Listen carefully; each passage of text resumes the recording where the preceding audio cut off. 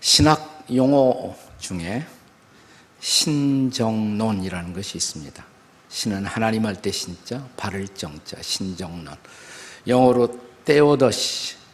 이 단어는 두 개의 단어의 합성어인데 히라보로 테오스 그러면 하나님이 되고 디케 그러면 정의예요. 이에서 테오더시라는 영어 단어가 나왔는데 하나님의 정의라는 뜻입니다.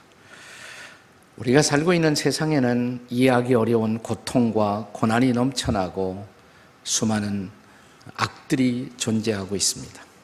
만약 우리가 믿고 있는 하나님, 그 하나님이 선하시고 전능하신 하나님이라면 왜 이런 고통과 고난이 넘쳐나며 악들이 허용되는 것일까? 과연 그 하나님을 정의로운 하나님이라고 말할 수 있느냐? 이것이 바로 신정론의 과제입니다. 이런 신학적 담론을 수기하는 이론을 가리켜서 신정론이라고 부르는 것입니다. 성경은 하나님의 백성들을 선택한 자들이라고 부릅니다. 그럼에도 불구하고 하나님의 백성들이 선택받은 자들임에도 불구하고 버림받은 사람들처럼 살아가는 때가 있지 않습니까? 분명 주께서 우리에게 약속한 땅을 우리에게 주시겠다고 말씀하셨음에도 불구하고 우리가 서 있는 땅은 약속의 땅이라기보다도 황무지처럼 느껴지는 순간들이 없나요? 과연 하나님은 계시기나 하는 것일까? 계시다면 그분은 정말 선하신 하나님이실까? 라는 질문을 피해갈 수가 없습니다. 이것이 바로 신정론의 물음입니다. 그런데 오늘 본문 이사야서에서 하나님은 자신의 백성들이 그런 상태를 경험하고 그런 시간을 지나가고 있다는 것을 알고 계시며 그리고 그것을 무한정 그 고통과 고난을 지속하도록 버려두지 않으시고 이제 그 고난과 고통을 끝내시겠다고 선언하십니다. 그것이 바로 오늘 본문 4절의 약속의 말씀입니다. 4절을 다 함께 같이 읽겠습니다. 시작. 다시는 너를 버림받은 자라 부르지 아니하며 다시는 내 땅을 황무지라 부르지 아니하고 오직 너를 헵시바라 하며 내 땅을 뷸라라 하리니 이는 여호와께서 너를 기뻐하실 것이며 내 땅이 결혼한 자처럼 될 것이라. 다시 보시면 다시는 너를 버림받은 자라 부르지 아니하겠다. 다시는 내 땅을 황무지라 부르지 아니하겠다. 네가 버림받은 자처럼 느껴지는 순간인 거 내가 안다. 그러나 무한정 이렇게 버려주지 않겠다.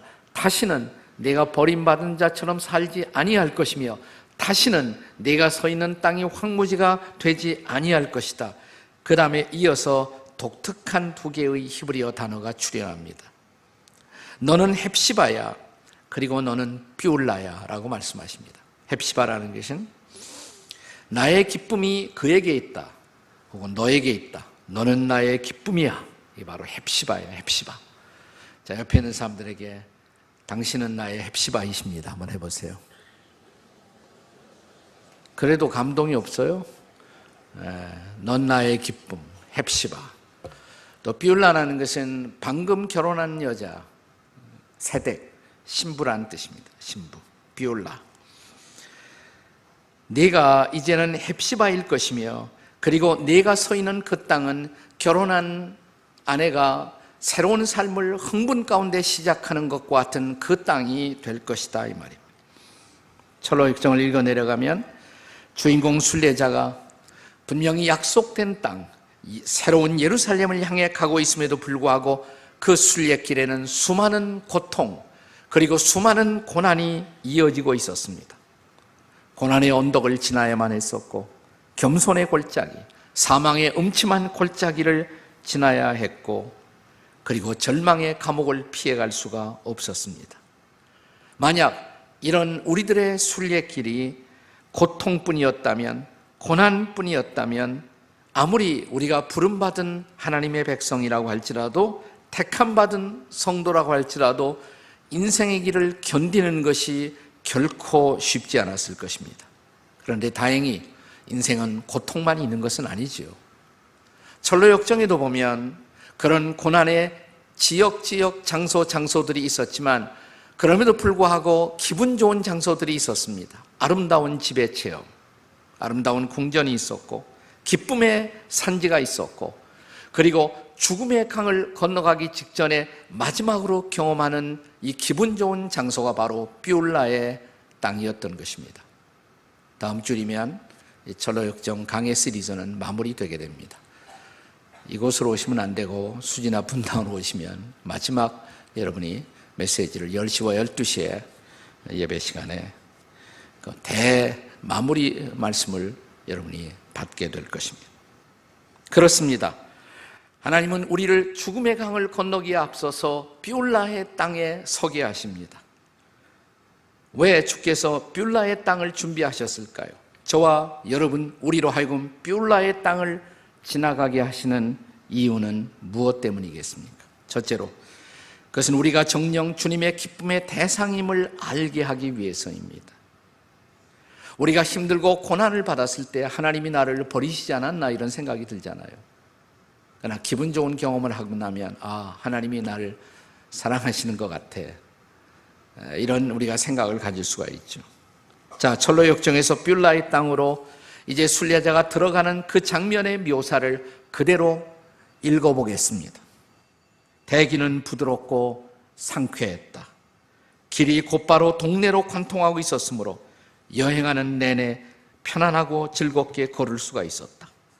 새들은 지지배배 사방에서 지저귀고 있었다. 가는 곳마다 꽃들이 화사하게 피어 있었다. 간간히 맷비둘기 우는 소리가 들렸다. 밤낮 없이 햇살이 환하게 비쳤다. 뷰울라는 죽음의 그늘 골짜기 넘어 절망 거인의 손이 미치지 못하는 곳에 있었으며 의심의 성 따위는 아예 보이지도 않았다. 바로 이런 땅을 가리켜 철로역정에서 뷰울라의 땅으로 부르고 있었던 것입니다. 철로역정의 저자인 존 버년이 뷰울라의 땅을 이 책에서 묘사할 수 있었던 것이 바로 우리가 함께 읽은 본문 이사야서의 이 본문 4절에 근거하고 있었던 것입니다. 다시 한번 4절의 후반부를 읽어보시겠어요? 오직, 다 같이 시작. 오직 너를 헵시바라 하며 네 땅을 뷰울라라 하리니 이는 여호와께서 너를 기뻐하실 것이며 네 땅이 결혼한 것처럼 될 것이라. 이미 말씀드린 것처럼 헵시바는 나의 기쁨이 내게 있다, 그에게 있다, 그런 뜻이고, 뷰울라는 너는 나의 신부, 너는 나의 결혼한 사람, 바로 그런 뜻을 갖고 있습니다. 사실 우리네 인생에서 고난만 지속된다면 하나님의 사랑을 확신한다는 것은 매우 어려울 것입니다. 그러나 때때로 인생의 길에서 주어지는 축복들, 그리고 축복스러운 환경들을 접하면서 우리는 하나님이 그래 나를 버리지 않았어, 그분은 나를 사랑하셔 라는 하나님의 사랑을 요즘 젊은이들의 말로 말하면 절감하게 되는 것입니다. 네. 그러나 이런 하나님 자신의 고백, 이 고백은 근원적으로 창조 사건에 뿌리박은 존재론적 기쁨이라고 할 수가 있습니다. 하나님이 우리를 창조해 놓고 창조의 대상이어서 당신이 창조한 우리를 향해서 끌릴 수밖에 없는 우리는 그분의 기쁨의 대상이라는 것입니다. 이것은 마치 출산의 고통 끝에 첫 아이를 낳아놓고 그 품에 안고 바라보는 아빠나 엄마들의 그윽한 기쁨이라고 묘사할 수도 있을 것입니다. 종종 우리가 복음성가로 자주 부르는 스바냐 3장 17절의 고백과도 상통하는 그런 고백이라고 할 수가 있습니다. 같이 한번 읽어볼까요? 시작. 너의 하나님 여호와가 너희 가운데 계시니 그는 구원을 베푸실 전능자이시라. 그가 너로 인하여 기쁨을 이기지 못하시며 너를 잠잠히 사랑하시며 너로 말미암아 즐거이 부르며 기뻐하시리라 하리라. 아멘이십니까? 네, 하나님이 저와 여러분을 바라보시면서 그렇게 말씀하시는 거예요. 내가 너만 보면 너무 기쁘다. 기쁨을 이기지 못하시며 잠잠히 사랑하시는 하나님. 이것은 어쩌면 자식 낳아 기를 때 그렇게 힘들었다가 조금은 그 고통에서 한 걸음 벗어난 조부모들이, 할아버지나 할머니들이 손자를 봤을 때 느끼는 관조의 기쁨이라고 그럴까요? 아마 하나님께서 인생을 창조하시고 또 창조된 인생이 또 다른 인생을 낳았을 때 그런 인생을 바라보는 창조주 하나님의 관조의 기쁨이라고 그럴까요? 최근에 제가 외 할아버지의 손자 키우기를 기록한 고백적인 책, 제목이 내가 기억하지 못할 것들에 대하여 라는 책을 읽었어요. 평범한 분이 쓴 책인데 아주 소박한 감동이 제게 밀려왔습니다. 이번엔 외할아버지로서 외손자를 둘씩이나 어렸을 때 키우게 됩니다. 그러면서 쓴 자전적 고백이라고 할 수가 있어요. 한번 들어보세요. 나에게 외손자 둘을 돌보는 지난 몇 년은 내 노년에 뜻하지 않게 찾아온 파릇한 봄이었다. 이 아이들이 있어서 귀중한 사색과 티 없는 교감으로 충만했고 순수한 헌신의 기쁨을 누릴 수 있었다. 마음껏 사랑해도 되는 대상이 생겨나는 것이다. 오랜만에 사는 것 같았다. 저녁 해가 더 빨리 떨어지는 것처럼 나의 남은 세월이 질주하며 내는 굉음에 익숙해진 지금 이 아이들이 시들어가는 나를 구해준 셈이었다. 내 인생이 저물지기 전 이처럼 이 아이들의 시작과 내 삶의 끄트머리가 겹쳐질 축복의 기회가 주어졌으니 이 어찌 놀라운 축복이 아니고 무엇이랴. 정말 난 너희들을 만난 이후 나의 삶은 순간순간 충일이고 기쁨이고 파릇한 봄날이었다. 이건 할아버지가 아니면 도저히 이해할 수 없는 고백이에요. 이해가 안 되시죠? 옆에 분들에게 할아버지 할머니 한번 되어보세요. 한번 해보시기 바랍니다. 네, 멀지 않았어요. 네. 이것은 마치 하나님 아버지께서 인생을 창조하고 당신이 창조한 인생이 또 다른 자녀들을 낳았을 때 그 자녀들을 바라보는 기쁨, 하나님 아버지의 할아버지 같은 관조의 기쁨, 그 기쁨이 바로 이런 고백을 가능하게 한 것이 아닐까요? 그렇습니다. 우리는 인생의 수많은 고통의 길을 걷고 가슴 아파하다가도 햇살이 비치는 파릇한 봄날, 이런 기쁨을, 밀려오는 기쁨을 만끽하는 순간, 그래, 인생에는 살만한 가치가 있고 하나님은 나를 사랑하시는 거야, 그분은 나의 기쁨이야 라고 고백하게 되는 우리들의 기쁨인 것입니다. 사랑하는 여러분, 비올라의 땅을 지나가게 하시는 또 하나의 이유가 있습니다. 그것은 우리가 하나님의 사랑의 대상, 기쁨의 대상이라는 것과 함께 두 번째는 우리로 더 아름다운 주의 신부로 준비되게 하기 위해서인 것입니다. 성경은 우리가 예수를 믿는 순간 주님과 우리는 약혼한 신부가 된다고 가르칩니다. 예수님께서 다시 오시는 때 그걸 재림이라고 말하죠. 재림하실 때 우리는 어린 양 되시는 예수님의 신부로 그분과 영원한 연합 속에 들어가기 위한 어린 양의 혼인잔치에 참여한다, 이렇게 성경은 기록합니다. 그렇다면 예수 믿는 사람들의 평생은 우리가 그의 신부로서 준비되는 시간이라고 할 수가 있습니다. 오늘의 본문은 그분 앞에 서는 날 그분 보시기에 합당한 자가 되도록 우리 안에서, 우리 인생 가운데 쉼없이 하나님이 일하고 계신 것을 보여주는 말씀인 것입니다. 그게 바로 본문 1절, 2절이에요.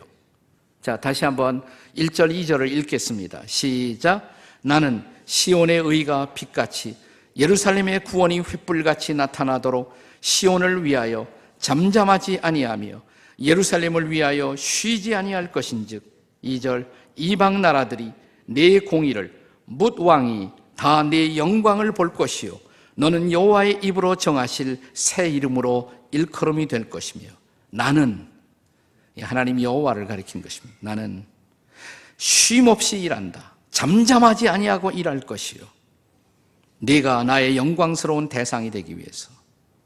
네, 이방 나라들이 내 공의를, 너의 아름다운 모습, 네가 빚어진 그 영광스러운 모습을 보도록 하기 위해서 내가 내 인생 안에 일하고 있다. 너는 마침내 새로운 이름을 얻고 영광스러운 존재로 내 앞에 나타날 것이다 라고 하나님이 선포하시는 거예요. 그래서 기독교 교리에서는 성도의 이런 일생을 가리켜서 기독교 교리에서 성화의 과정 이렇게 부르죠. 성화, sanctification, 성화, 거룩해지는 과정이다. 우리의 평생을. 이 성화가 완성되는 순간이 와요. 우리가 삶을 다 살았을 때, 하나님이 우리 안에 충분히 일하셨을 때, 이 성화의 완성의 순간을 가리켜서 영화라고 부르는 것입니다. glorification이라고 부르는 것입니다. 영화. 그렇습니다. 그 영화의 날, 우리가 완성된 천국에 들어가 주님 앞에 영광스럽게 서는 모습, 이 빛나는 이 모습을 성경의 마지막 페이지 계시록 21장 2절은 이렇게 묘사합니다. 같이 읽겠습니다. 시작. 또 내가 보매 거룩한 성 새 예루살렘이 하나님께로부터 하늘에서 내려오니 그 준비한 것이 신부가 남편을 위하여 단장한 것 같더라. 단장이라는 단어를 마음에 기억해 두세요. 우리 인생들을 향한 하나님의 열심, 그 열심 가운데 하나는 뭐냐면 그분은 우리가 그분의 신부다운 신부로 빚어져 가는 모습을 보고 싶어 하세요. 그래서 우리 안에 일하신다는 것입니다. 에베소 5장 25절 이하에 보시면 남편과 아내의 관계를 말하면서 아내를 사랑하는 남편들은 아내 사랑하기를 그리스도께서 교회를 사랑하시고 그 교회를 위해서 자신을 내어주신 것처럼 그렇게 아내를 사랑하라. 거기에 그리스도께서 신부된 교회, 남편이 아내 사랑하듯 예수님에게 있어서는 교회와 교회에 속한 성도들이 그분의 신부인 것입니다. 우리를 위해서 목숨까지 내어주시면서 사랑하신 주님. 그 이유가 뭘까요? 그분은 지금 우리 안에 어떤 일을 하고 계신가? 그 다음 절 에베소 5장 26, 27절입니다. 다 같이 읽겠습니다. 시작. 이는 곧 물로 씻어 말씀으로 깨끗하게 하사 거룩하게 하시고 자기 앞에 영광스러운 교회로 세우사 티나 주름 잡힌 것이나 이런 것들이 없이 거룩하고 흠이 없게 하려 하심이라. 여기 말씀 가운데 자기 앞에라는 단어가 나왔죠. 자기 앞에 영광스러운 교회로 세우시사. 우리 자기는 누굽니까? 우리 자매님들 자기 말 자주 쓰잖아. 자기. 우리 자기는 누구예요? 예수님이 우리 자기예요. 네. 그 자기 앞에, 예수님 앞에 우리가 영광스러운 교회, 영광스러운 신부로 세워지는 것, 티나 주름 잡힌 것이 없이 아름답고 온전한 모습으로 세워짐을 소망하는 것, 그것이 주님의 기대예요. 그래서 어떻게 하시나? 주님은 어떻게 역사하시나? 이런 경우를 상상해 보십시오. 어떤 신랑이 지금 자기 신부와 결혼을 해야 할 텐데 신부가 너무 가난한 거예요. 아무것도 결혼을 위해서 준비할 수 있는 경제적인 능력이 전혀 없습니다. 어떻게 할까요? 가만히 있지 않겠죠. 정말 그 신부를 사랑한다면 신부에게 화장품을 보냅니다. 결혼 전에. 드레스도 다 살 수 있도록 보내주고 모든 준비를 다 시켜주는 거예요. 그래서 결혼의 그날, 그 아름다운 웨딩의 그날, 그분 앞에 영광스럽게 아름답게 설 수 있도록 그녀가 필요한 모든 것을 다 보내요. 샤넬, 크리스찬 디오르, 또 뭐가 있나? 아모레 퍼시픽, 에스테, 또 뭐가 있어요? 하여튼 뭐 있는 대로 다 향수를 보내고 화장품을 보내고 그래서 신부가 아름답게 단장하고 또 자기가 도와준 그 빛나는 웨딩 드레스를 입고 자 드디어 웨딩 마치와 함께 들어오는 순간 식장은 설레이면서 여기저기서 소리가 나옵니다. 야, 신부 예쁘다. 그 순간 제일 좋아할 사람은 누굴까요? 네? 신랑이죠. 네. 그 신부를 자기 앞에 다가오는 신부를 바라보는 신랑의 기쁨. 바로 그 기쁨을 위해서 그 영광스러운 순간을 위해서 신랑이 신부를 도왔듯 그렇게 우리 주님, 우리의 신랑 되신 주님께서 자, 우리가 인생을 다 살고 어느 날 어린 양의 혼인잔치에 주님 앞에 서는 그 순간 빛나고 아름다운 모습으로 그분 앞에 설 수 있도록 하기 위해서 그분이 지금 우리를 단장하기 위해서 선물로 주신 것 뭐라고 그랬어요? 조금 아까 말씀에 이는 곧 물로 씻어 그 다음에 뭐예요? 말씀으로 깨끗하게 하사. 그래서 하나님의 말씀을 주신 거예요. 네, 말씀이 우리의 샤넬, 우리의 크리스찬 디오르, 이 말씀으로 우리를 단장할 수 있도록 말씀 보고 묵상하고 순종하고 그때마다 우리는 계속 조금씩 충분하지 않지만 매일 조금씩 변하는 거예요. 말씀을 봐야지, 말씀을 가까이 해야지. 날마다 말씀을 묵상하고 순종을 결단할 때마다 우리는 빚어지고 단장되는 것입니다. 그 목적을 위해서 주님은 일하시고 있다는 거예요. 어느 날 그분 앞에 설 눈부신 신부된 내 모습을 보고 싶어서. 본문에도 나와 있습니다. 3절입니다. 본문 3절 다 같이 읽겠습니다. 시작. 너는 또 여호와의 손에 아름다운 관, 네 하나님의 손에 왕관이 될 것이라. 우리 하나님의 손 안에 있습니다. 손 안에서 빚어지고 있는 거예요. 어느 날 그분 앞에 아름다운 관을 쓴 모습으로 등장하도록, 화관을 쓴 아름다운 신부의 모습으로 그분 앞에 설 그날을 위해서 주님께서 일하고 계시다는 거예요. 사랑하는 여러분, 때로는 고난이 우리를 빚어 만들 수도 있어요. 고통 속에서 우리는 진지해집니다. 그러나 때로는 하나님이 행복한 타이밍을 주세요. 편안하고 행복한 타이밍은 늘어지라고 주시는 것이 아니에요. 그 행복한 타이밍에 단장하라고, 우리 자신을 잘 그때 단장하라고. 그래서 주님 앞에 더 서기에 합당한 자로 나를 세우기 위해서 주님이 주신 이 아름다운 시간을 단장의 시간으로 삼도록, 바로 그런 목적을 위해서 주님 앞에 빛나는 신부의 모습으로 세워지기 위해서 주님은 저와 여러분에게 행복한 뷸라 땅을 지나게 하신다는 것입니다. 우리로 뷸라의 땅을 지나가게 하시는 또 하나의 중요한 이유가 있습니다. 세 번째로, 우리로 이 땅에서 벌써 천국의 영광을 맛보게 하기 위해서입니다. 뷸라는 아직 예루살렘의 땅은 아닙니다. 아직 우리는 예루살렘에 오지 않았습니다. 다음 주일에 갑니다. 네, 새 예루살렘으로. 이 뷸라는 거룩한 성이 그러나 한눈에 들어올 수 있는 곳이었습니다. 뷸라는 이 땅에서 벌써 경험하는 완성된 천국의 프리뷰, 예고편 같은 곳이었습니다. 자, 철로 역정이 묘사하고 있는 뷸라의 땅에 대해서 들어보실까요? 여기는 하늘나라와 맞닿아 있는 지역이었으므로 빛나는 옷을 입은 천사들이 예사롭게 돌아다니고 있었다. 이곳은 신랑이 신부를 반기듯 하나님께서 반기시는 신부와 신랑의 계약이 새로워지는 자리이기도 했다. 여기는 빵과 포도주가 떨어지는 법이 없었다. 순례 여행을 하는 동안 줄곧 아쉬웠던 모든 것들이 여기에는 차고 넘쳤다. 그렇게 멀지 않은 곳에서 보이는 저 새 예루살렘 성은 전체가 빛나는 진주와 귀한 보석으로 가득 차 있고 길은 황금으로 포장되어 있었다. 이 정금으로 만들어진 성은 햇살을 받아 장엄하게 빛나고 있었다. 그것을 경험하는 장소가 뷸라의 땅이에요. 그렇습니다. 이 천국을 그런데 우리가 이 땅에 살면서도 경험하는 순간들이 있다는 것입니다. 행복한 교회 생활을 하면서 천국은 그럴 거야. 물론 교회 생활하다 시험 받을 때도 있어요. 그러나 정말 행복한 성도의 교제와 은혜를 받는 순간 천국이 이런 곳일 거야. 혹은 위로부터 주님의 축복이 내게 주어지는 그 축복과 은혜가 넘쳐날 때 우리는 종종 그래 맞았어, 이것이 바로 천국이지 라는 경험을 하게 되는 것입니다. 이것이 바로 우리들의 뷸라 체험이라고 할 수가 있습니다. 자, 주님과 결혼한 한 여인의 환희를 경험하는 새로운 삶의 마당인 것입니다.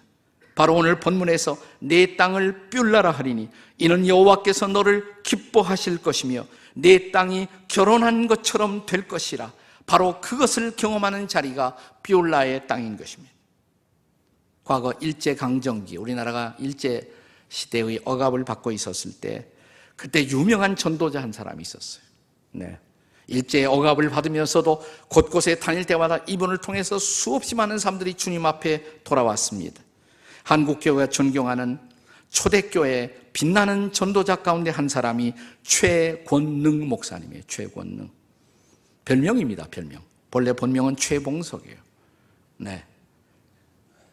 이분이 바로 우리가 가끔 길거리에서 지금도 볼 수 있는 예수천당 불신 지옥의 원조 전도자예요. 원조 전도자예요. 이분이 바로. 가는 사람 예수천당. 그러다가 일본 경찰이 떨어졌어요. 예수천당. 경관이 떨어졌어요. 놀래갖고 떨어졌어요. 잡혀갔습니다. 일본 경관한테 잡혀갔어요. 이 영감, 천당이 어디 있다고 그 예수천당 소리 지르고 다녀. 천당이 어디 있나? 내게 보여주라. 그때 이 최 목사님은 침착하게 이렇게 대답했다고 합니다. 천국 본점은 제 소관이 아니라 보여드릴 수 없지만 천국 지점은 보여드릴 수가 있습니다. 영감택이 무슨 소리 하는 거야? 천국 지점이 어디 있나? 여기 있어. 여기. 자기 가슴을 두드리면서 여기요. 여기 내 마음속에 천국이 있어. 천국의 기쁨, 천국의 평화 다 있어. 얼마나 멋진 대답이에요. 네, 성경적인 대답이죠. 마태복음 5장 3절에 예수님이 말씀하신 것처럼 심령이 가난한 자는 천국이 저희 것이며, 우리가 예수를 주로 삼고 그분의 통치를, 온전한 통치를 경험할 때 내 마음속에 천국이 있지 않습니까? 자, 이렇게 예수 믿고 천국을 경험한 사람들이, 그런 사람들만이 부를 수 있는, 우리가 자주 불러왔던 놀라운 찬송, 바로 이런 경우에 해당되는 찬송이라고 할 수가 있을 것입니다. 내 영혼이 은총 입어 중한 죄짐 벗고 보니 슬픔 많은 이 세상도 천국으로 화하도다. 다 같이 할렐루야 할렐루야 찬양하세. 내 모든 죄 사함 받고 주 예수와 동행하니 그 어디나 뭐예요? 하늘나라. 2절 가사가 뭐예요? 주의 얼굴 뵙기 전에 멀리 뵈던 하늘나라. 어디에 이루어져요? 내 마음속에 이루어지니 날로 날로 가깝도다. 높은 산이 거친 들이 초막이나 궁궐이나 내 주 예수 모신 곳이 그 어디나 하늘나라. 이것이 바로 비올라의 땅에서 부르는 하늘나라의 찬양인 것입니다. 나는 여러분들이 이런 찬양을 날마다 부를 수 있기를 주의 이름으로 축복합니다. 마음먹기에 따라서 인생 순례의 길에서 우리는 언제 어디서나 비올라를 만날 수가 있습니다. 내가 만약 그분을 나의 주, 나의 왕으로 모시고 순종할 수만 있다면 지금 여기에서, 바로 지금 이 순간도 천국을 경험할 수가 있다는 것입니다. 그러므로 우리는 지금 이 순간도 그 어디나 하늘나라를 고백할 수가 있습니다.